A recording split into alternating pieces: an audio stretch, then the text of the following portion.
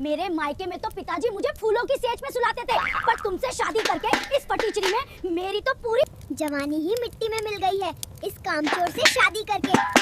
अरे रहने दे रिंकी, तू तो झूठ की खदान है रे।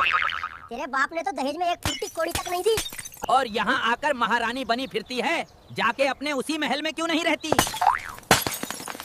मेरे भाई के पास 10 गाड़ियाँ खड़ी रहती हैं और एक तुम हो जिसके पास साइकिल का टायर बदलने की औकात नहीं है।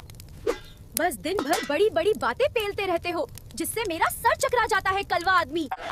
तेरे भाई की गाड़ियाँ सब किराए की हैं और तेरा बाप मोहल्ले भर का कर्जा दबाए बैठा है। यहाँ आके मुझे अपनी झूठी रईस और खानदान की धौंस दिखाती रहती हो। कंगाल घर से आई हो। मेरे तो भाग्य फूट गया है रिंकी।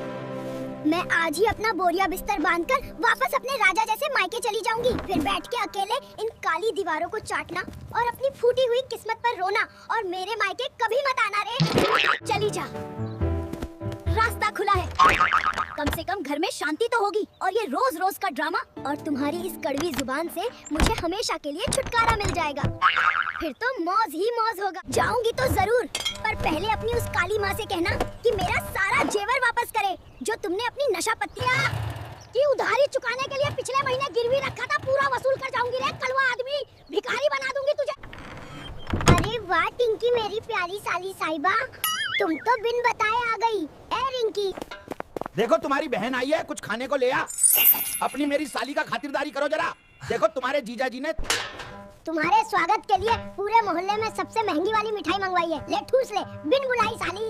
ओए नवाबों के खानदान वाले, मेरे लिए तो कभी 2 रुपए की टॉफी नहीं लाए, और आज साली को देखते ही तुम्हारी फटी जेब से काजू कतली निकलने लगी। साली को देख के ज्यादा प्यार आ रहा। तेरा सभी भूत उतार दूंगी रे कलवा। दीदी, आप तो बेकार में जीजा जी पे चिल्ला रही हो। देखो तो बेचारे कितने प्यार से मेरा स्वागत कर रहे हैं। आप तो बस दिन भर क्लेश ही करती हो। तू प्यार से बात किया कर मेरे हैंडसम जीजू से। टिंकी तुम आराम से बैठो, मैं अभी तुम्हारे लिए ठंडा शरबत और गर्मा गर्म पकोड़े लेकर आता हूँ।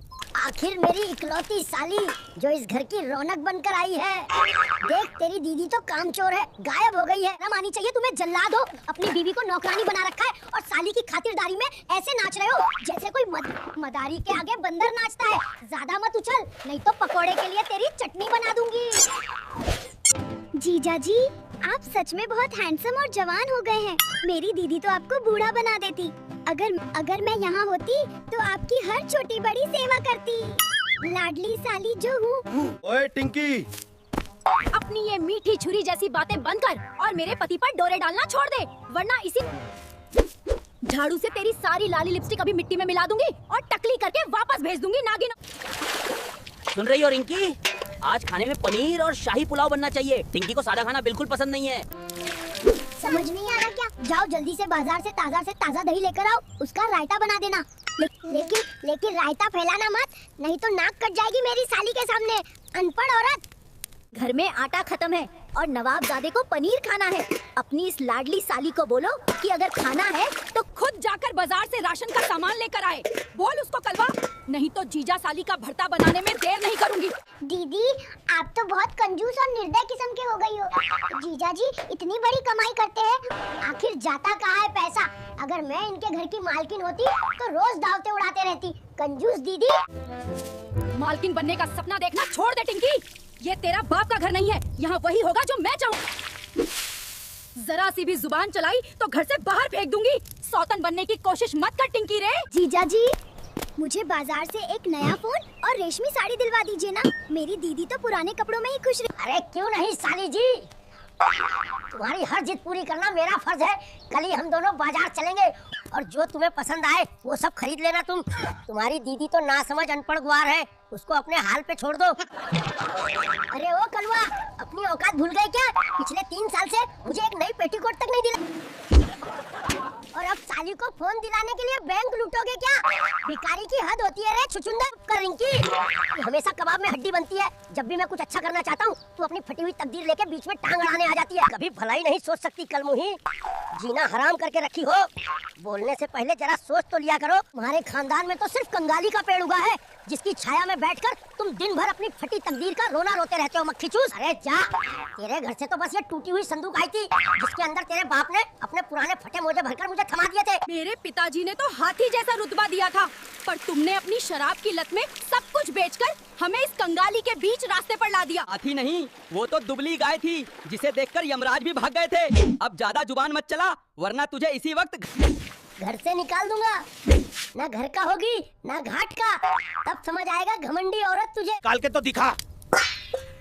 जिस दिन मैं ये घर छोड़ गई, उस दिन तुझे पड़ोसियों के घर जाकर बचा कुचा खाना मांगना पड़ेगा। ये जो मिल रहा खा ले चुपचाप, नहीं तो जिंदगी भर रोता फिरेगा निकम्मा आदमी। कम से कम शांति से तो खाऊंगा। तेरी ये कड़वी बातें जहर की तरह मेरे कानों में चुभती हैं। तू तो असली नागिन से भी ज्यादा खतरनाक है रे रिंकी। नागिन हूँ तभी तो तुझ जैसे सपेरे को झेल रही हूँ, वरना आज किसी कलेक्टर की बीवी बनकर मैं भी लाल बत्ती वाली गाड़ी में घूमती। कलेक्टर की बीवी? तू तो किसी चपरासी के घर भी टिक ना पाती। तेरी शकल देखते ही वो अपनी नौकरी छोड़कर हिमालय की गुफाओं में भाग जाता। भगवान, मुझे उठा ले या इस कलयुगी राक्षस को उठा ले जिसने मेरी हस्ती खेलती जिंदगी को एक शमशान घाट जैसा सन्नाटा और दुख से भर दिया। था तो तुझे पहले ही लेना चाहिए था, पर मौत भी तुझसे डरती है कि कहीं तू वहाँ जाकर यमराज से भी अपनी इस फटी साड़ी की शिकायत न करे। जीजा जी, आप इस पुरानी और कड़वी जुबान वाली दीदी को छोड़ो, मैं ताज़ा दही लाई हूँ ताकि आपके इस तेज गुस्से को ठंडा कर सकूं। दीदी का तो मुंह फूला रहता है, गुब्बारे जैसा हमेशा। देखो इस खंडर को, छत से मिट्टी गिर रही है और तुम्हें साली साहिबा के लिए मलाई के ख्वाब आ रहे हैं। चुल्लू भर पानी में डूब मरो। अरे टिंकी तो अपनी कमाई से दही लाई है, तूने तो बस इस घर की दीवारों को कोसने और गालियों से खोखला करके रख दिया रे। वो दही नहीं, जहर लाई है ताकि तुम्हारे दिमाग का रायता बनाकर इस टूटे घर से तुम्हें बाहर निकालकर खुद कब्जा कर सके कामचोर। लगता है पागल हो गया है तू, वरना बर्बाद हो जाएगा काम धंधा में। ध्यान दे नहीं तो जब देखो टिंकी टिंकी। कब्जा तो तूने मेरे दिल और बटुए दोनों पे कर रखा है, पर अफसोस कि बटुए में अब सिर्फ मकड़ी के जाले और पुराने बिल ही बचे हैं। इस घर की हालत तो तुम्हारे चरित्र जैसी हो गई है, जहाँ देखो वहीं से दरारें दिख रही हैं। कम से कम पेंट तो कर और मरम्मत तो करवा लेते मक्खी चूस इंसान। सारा पैसा साली पर जो लुटाना है। पेंट क्या अपनी खाल खींच के करवाऊं? राशन के पैसे तो तेरी ब्यूटी पार्लर की उधारी में चले जाते हैं। अब इस खंडर में ही अपनी रील बनाना बंद कर। जीजा जी, दीदी का दिमाग तो इस जर्जर मकान की तरह पूरी तरह हिल चुका है।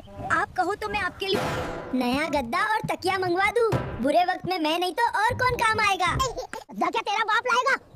घर में आटा तक नहीं है और तुझे जीजा की नींद की चिंता है। अपनी ये झूठी हमदर्दी अपने पास रख डायन। कम से कम टिंकी को मेरी फिक्र तो है, और एक तू है जो बस घर गिरने की दुआएं मांगती रहती है ताकि तुझे मायके जाने का बहाना मिल जाए। मायके तो मैं जाऊंगी ही, पर पहले इस टिंकी की चमकीली साड़ी फाड़कर इसका पोछा बनाऊंगी, ताकि इसे पता चले कि दूसरों के घर में आग लगाने का अंजाम क्या होता है रे टिंकी। भाग जा वापस कमीनी। दोस्तों प्लीज लाइक और सब्सक्राइब करो, और तू भी तो कुछ बोल कलवा आदमी, और शेयर करके वायरल कर दो। हाँ दोस्तों, लाइक सब्सक्राइब ठोको जल्दी जल्दी प्लीज, नहीं तो ये मुझे ठोक देगी साली के चक्कर में।